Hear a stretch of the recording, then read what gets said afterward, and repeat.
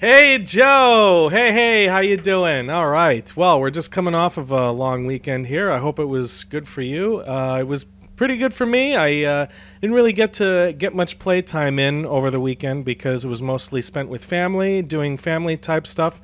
But anyway, happy Memorial Day! Yay! Woo! Yes, okay. What little video game time I did get in, actually, I did manage to crack open the Talos Principle, which I know you have. I saw it on Steam that you have it, and I got to play it for about an hour and a half or so. I started playing it based on a recommendation video by Extra Credits, and they seemed to really speak highly of it, so I was like, yeah, okay, I might put it on my wish list. And then when it went on sale for half price earlier last April, it was like a no-brainer. I was like, okay, well, so thank you, Steam sales. And I'm really liking the game so far. I think it's got a really good aesthetic to it. It's got a really cool atmosphere. And the puzzles are really cool, too. I'm really enjoying playing through the different levels, the different areas to solve the puzzles, but I don't think it's quite as lateral as Extra Credits made it out to be, but it's still really cool nonetheless. It's got this neat little narrative that you kind of have to piece together based on little bits and pieces of information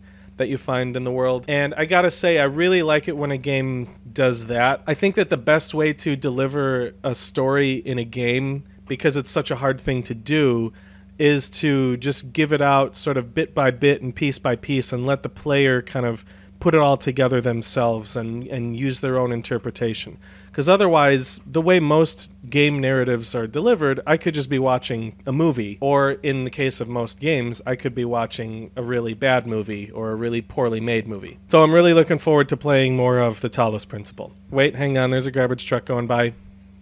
Okay, I think we're in the clear right now. So anyway, to your point about being addicted to Humble Bundles, I don't know if I'm quite addicted the same way that you claim to be. I certainly do enjoy Humble Bundles, and I always look forward to opening up the emails that I get whenever they release something new. I don't know if I have to buy every single thing that comes out. I've certainly bought many things. I've bought a lot of the indie bundles, the books, the ebook bundles. I think I even got an audiobook bundle in there once when they did something like that. I really, really like the publisher or developer specific bundles too. So like the Square Enix bundle, awesome value. 2K bundle, fantastic. Double Fine bundle, oh my god, I am so there. But I don't know if I'm necessarily addicted. I guess I'm more of what you might call a Humble Bundle enthusiast. But yeah, and then it kind of brings up this question. You know, it's really great to have all these games and everything so that you basically are spoiled for choice. You never run out of things to play, but is that a good thing or a bad thing? I mean, I don't really know. Does having all of these games, does having this gigantic Steam library constitute being a hoarder? I don't know. Can you hoard digital stuff? I'm not going to show up on TV or anything, or hopefully not anyway, for having a really messy house, but, you know, I still have all of this stuff that's just kind of sitting there festering. And I know what you're going to say. You can always delete it and re-download it, but then what happens when Steam decides to just pull the plug? Or maybe not Steam necessarily, but what happens when digital distributor X decides to just say, sorry, we're packing it in because we can't afford to or whatever, right? What's going to happen to all of those digital goods? It's the kind of problem that we face in this day and age and possibly in the future of digital distribution and ease of access. Now, I know that my Steam library cannot even come close to comparing with yours, but it is pretty sizable. Let's take a look and see what I've got here.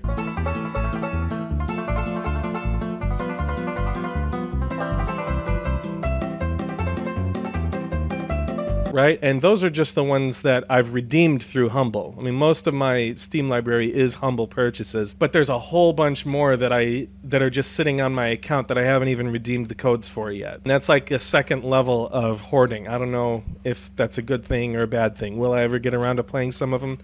Hopefully I will, because there's a lot of stuff in there that I really would like to. Also, I really enjoyed your story about Cody almost pre-ordering an Xbox One for you. And I guess it kind of puts things in perspective. You know, when I think about now Jade spending $10 on my account, it doesn't quite seem so bad. So I'm glad it all worked out for you in the end anyway. Also, shout out to the Learning Company. Thanks a lot for that. I can't believe that you brought up Gizmos and Gadgets. That game was awesome. I really remember playing that game.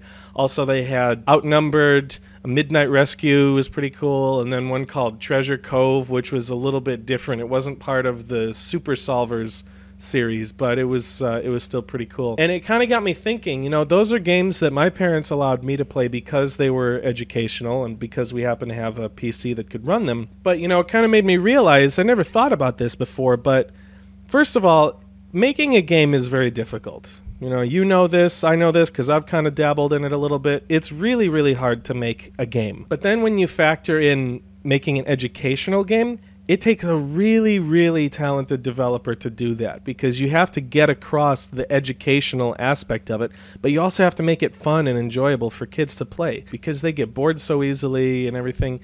And kids don't want to just be playing an educational game. They want to actually have fun. And I think it takes a really, really talented developer to pull that off. So hats off to the Learning Company. Great job, guys. Now, on to today's topic. I feel like in this season of remembering, I feel like it would possibly be a good idea to maybe go through some of the developers that we've lost through the ages.